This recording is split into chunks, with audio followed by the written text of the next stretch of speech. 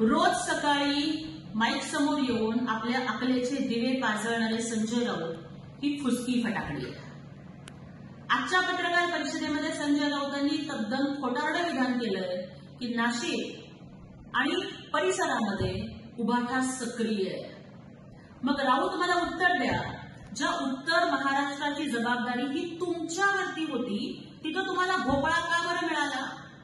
अहो, केवळ उत्तर महाराष्ट्राने किंवा नाशिकनीच नाही तर संपूर्ण महाराष्ट्राच्या जनतेनं तुम्हाला नाकारलेलं आहे, पण तरी सुद्धा तुमची अक्कल ही ठिकाणावरती येत नाही. राऊत, जेव्हा तुम्हाला पत्रकारांनी प्रश्न विचारला की कर्नाटकमधल्या काँग्रेस सरकारने मेट्रो स्टेशनला दिलेलं छत्रपती शिवरायांचं नाव बदलून तिथे कुठल्या तरी सेंट मेरीचं का अजून कुणाचं तरी दिलं, तर तेव्हा तुमची बोलती बंद झाली? तेव्हा तुमच्या तोंडातून शब्द फुटत नाही का? भीती वाटली तुम्हाला? अरे, तुम्ही मुख्यमंत्र्यांनी बोलावं, एकनाथ शिंदे साहेबांनी बोलावं, अजितदादांनी बोलावं, अशी तुम्ही सटर उत्तरं देताय, पण ज्या छत्रपती शिवाजी महाराजांचं नाव घेऊन तुम्ही जगताय त्यांच्या अपमानाबद्दल बोलताना जर तुमची दाटखळी बसते, तुमच्यामध्ये दम नाहीये काँग्रेस सरकारच्या विरोधामध्ये आवाज उठवायला? भीती वाटते का तुम्हाला? महाविकास आघाडी फुटायची का तुमची वोट बँक नाराज व्हायची? राऊत, तुम्हाला, तुमच्या पक्षाला आणि उभाठाला छत्रपती शिवाजी महाराजांचं नाव घ्यायचा अधिकार नाही, कारण ज्या काँग्रेसच्या मांडीला मांडी लावून बसून त्या काँग्रेसची भांडी घासण्याचं काम तुम्ही करताय, त्या कर्नाटकी काँग्रेसनं माझ्या शिवरायांचं नाव बदलून अपमान केलाय आणि तुमच्या कुणाच्या तोंडातून साधा ब्र निघत नाहीये. आणि तुमच्या जीवनावरती हा महाराष्ट्र तुम्हाला माफ करणार नाही. अरे, त्या काश्मीरमध्ये त्या कुठल्या तरी हजरतबल दर्ग्यामध्ये धर्मांध जिहाद्यांनी देशाचं मानचिन्ह असणाऱ्या अशोक चक्राची तोडफोड केली, तरी सुद्धा तुम्ही कोणी निषेध करत नाही का? तुमची वोट बँक नाराज होण्याची ही भीती तुम्हाला देशविरोधी कारस्थानांमध्ये सहभागी व्हायला लावते. राऊत, आता माझ्या मराठा बांधवांच्या हक्काबद्दल आणि आरक्षणाबद्दल तुम्ही मगरीचे अश्रू ढाळू नका, कारण तुमचं हे प्रेम पूतना मावशीचं प्रेम आहे हे माझ्या बांधवांना माहिती आहे.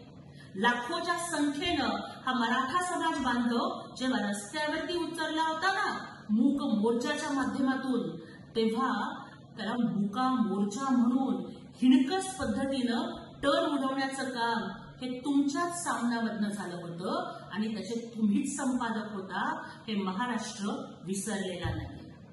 जे आरक्षण महायुतीनं दिलं, देवेंद्र फडणवीसांनी दिलं, एकनाथजी शिंदे साहेब सुद्धा त्यावेळेस सरकारमध्ये होते, ते न टिकवता घालवण्याचं पाप, कोर्टामध्ये आरक्षण टिकवता न येण्याचं पाप हे तुमच्या महाविकास आघाडी सरकारच्या माथ्यावरती आहे आणि उभाठावरती आहे. हे महाराष्ट्र विसरणार नाही. त्यामुळे असं वेगळी प्रेम तुम्ही दाखवू नका.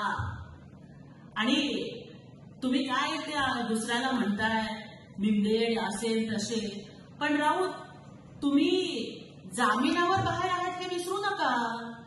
आणि तुम्ही जे 100 दिवस त्या आर्थर रोडच्या तुरुंगात होतात ना, ते काही कुठं समाजसेवा करून किंवा क्रांती करून गेला नव्हता. तुम्ही काही संत नाही आहे. आणि मग मला सांगा की 100 दिवस तुरुंगात राहावे लागले, असले कुठले धंदे तुम्ही केले होते? तुमचे हे सगळे गंदे धंदे हे महाराष्ट्राला माहिती आहे.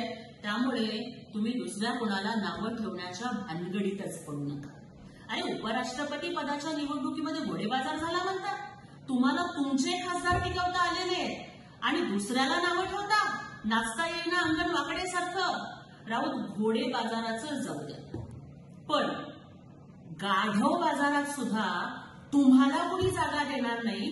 आधी तुम्ही त्याचा विचार करा. पण याहीपेक्षा सगळ्यात महत्वाची गोष्ट, राऊत आणि त्यांच्यासारखे सगळेच लोक हे जे भारताचा नेपाळ होईल अशी भाषा समाज माध्यमांच्या वरती करतायत. राऊत तर सलग 3 दिवस झालं नेपाळ नेपाळ नेपाळ सारखं मारतील, नेपाळ सारखा हिंसाचार होईल हे बोलताय. हे देशविरोधी कारस्थान नाहीये का? आपल्या देशामध्ये त्यांना अराजक आणायचंय का? आपल्या देशामध्ये त्यांना अनार्की आणि अव्यवस्था आणायची आहे का? देशामध्ये मोदी साहेब पंतप्रधान झाले आणि महाराष्ट्रामध्ये एकनाथजी शिंदे साहेबांच्या नेतृत्वाखाली महायुतीला घवघवीत यश मिळालं, थम्पिंग मेजॉरिटी मिळाली, याच्यामुळे तुमच्या बुडाला इतकी आग लागली की तुम्ही देश पेटवायला निघालात. तुम्ही तरुणाला चिथावणी देताय. तुम्हाला दंगे पेटवायचे या महाराष्ट्रामध्ये आणि भारतामध्ये. अरे आता तरी शहाणे व्हा. हा देश डॉक्टर बाबासाहेब आंबेडकरांच्या संविधानावरती चालतो आणि या देशामध्ये राऊत क्रांती 26 नोव्हेंबर 1949 झाली होती, जेव्हा माझ्या बापानं भारतीय संविधानाचे शिल्पकार डॉक्टर बाबासाहेब आंबेडकरांनी या देशाला संविधान बहाल केलं होतं. लोकशाहीची व्याख्या करताना डॉक्टर बाबासाहेब आंबेडकर म्हणतात की रक्ताचा एक थेंब सुद्धा न सांडता जिथं क्रांती करता येते ना, ती लोकशाही असते. आणि तुम्ही या भारतामध्ये रक्तरंजित क्रांतीची स्वप्न बघताय. हा संविधानाशी द्रोह नाहीये. हा डॉक्टर बाबासाहेब आंबेडकरांच्या विचारांशी गद्दारी नाहीये. राऊत, तुम्हाला जनता माफ करणार नाही आणि मला देशाच्या गृहमंत्रालयाला, महाराष्ट्राच्या पोलीस खात्याला विनंती करायची आहे की राऊत आणि तत्सम प्रवृत्तीचे जे लोक सोशल मीडियावरती गरळ ओकतायत आणि हिंसेला चिथावणी देत आहेत, त्यांची सगळी विधानं, त्यांचे ट्विट हा देशविरोधी कारस्थानाचा भाग म्हणून, देशविरोधी कारस्थानाचं टूलकिट म्हणून त्याचा गांभीर्याने तपास व्हावा आणि ह्या सगळ्यांना लवकरात लवकर चौकशीसाठी ताब्यात घेतलं जावं, यांच्यावरती गुन्हा दाखल व्हावा, ही माझी पोलीस दलाला आणि गृह मंत्रालयाला विनंती आहे. राऊत, तुम्ही नेपाळच्या अर्थमंत्र्यांना रस्त्यावरती पळवून मारतानाचा फोटो ट्विट करता आणि भारताच्या अर्थमंत्री निर्मला सीतारामन यांना टॅग करता. तुम्हाला नक्की काय सुचवायचंय? तुम्हाला नक्की कोणती धमकी द्यायची आहे? एखाद्या महिला अर्थमंत्र्याचा हा अपमान नाहीये का? अरे तुम्ही मोदी द्वेषानं आणि शिंदे साहेबांच्या विरोधातल्या तिरस्कारानं इतके आंधळे झालात की तुम्ही देशाची गद्दारी करायला निघालात. त्यामुळं मला राऊत आणि तत्सम प्रभूतींना एवढंच सांगायचं, भारत आणि भारताची लोकशाही ही बाबासाहेबांच्या संविधानावरती उभी आहे. भारताबरोबर स्वतंत्र झालेले अनेक पाकिस्तानसारखे देश, त्यांचे तुकडे झाले, अनेक देश कोलमडून गेले, अनेक महासत्ता नेस्तनाबूत झाल्या, पण हा भारत ताठ मानेनं उभा आहे, कारण या भारताच्या प्रशासनाचा पाया हे संविधान आहे. आणि त्यामुळे या देशात अराजक निर्माण होईल अशी विधानं करणं हा संविधान द्रोह आहे, हा देशद्रोह आहे. या देशामध्ये क्रांती हातात दगड घेऊन होत नाही, तर बोटाला शाई लावून होते. या देशामध्ये क्रांती जाळपोळीतून होत नाही, तर ती मतपेटीतून होते, कारण तो मताचा अधिकार सर्वांनाच डॉक्टर बाबासाहेब आंबेडकरांनी दिला. आणि राऊत, रोज तुम्ही लोकांना धमक्या देताय. कधी म्हणता टुडे नेपाळ टुमारो इंडिया, कधी म्हणता मुंबई आणि नवी मुंबईमध्ये नेपाळसारखी क्रांती होईल, कधी म्हणता नाशिकचा नेपाळ होईल.